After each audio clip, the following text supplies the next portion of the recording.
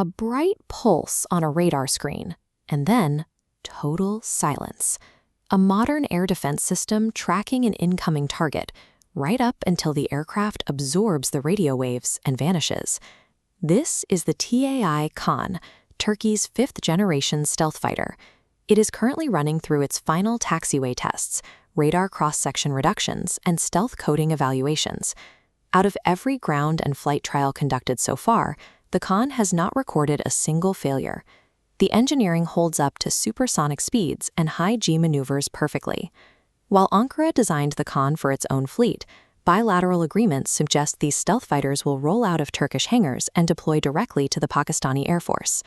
While this stealth platform prepares for deployment, India's indigenous fifth-generation program, the AMCA, remains entangled in ground testing and prototype development. Pakistan's KAAN arrives between 2028 and 2030, while India's AMCA enters service in 2035, leaving a 5 to 7 year stealth vacuum. Overlaid on the northern borders, the tactical disadvantage is clear. During conflicts along the line of control, India faces an invisible adversary.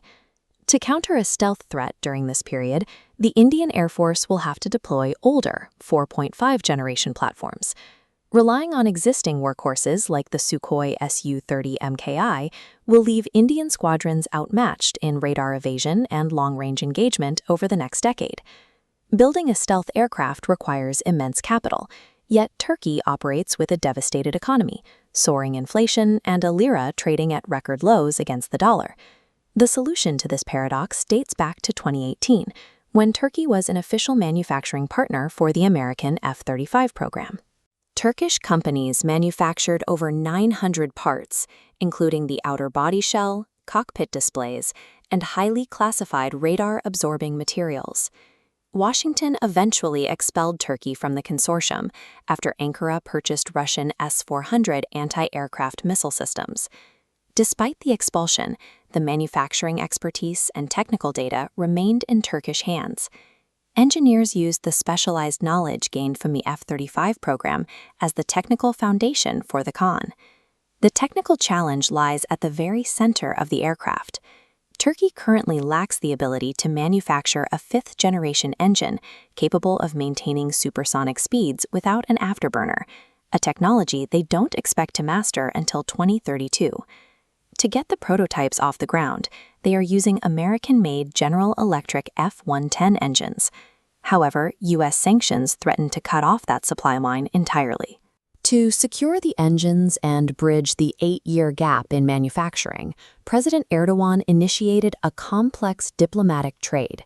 Ankara is negotiating to sell those same Russian S-400 systems to the United Arab Emirates. Removing Russian hardware from Turkish soil satisfies Washington's security requirements. In exchange, the United States is positioned to lift the sanctions, approving the delivery of hundreds of American engines to power the first 150 KAAN jets until Turkey's domestic supply chain matures. Retained manufacturing data and diplomatic maneuvering provided the hardware, but the real driver of speed was Turkey's 2018 pivot toward the defense sector.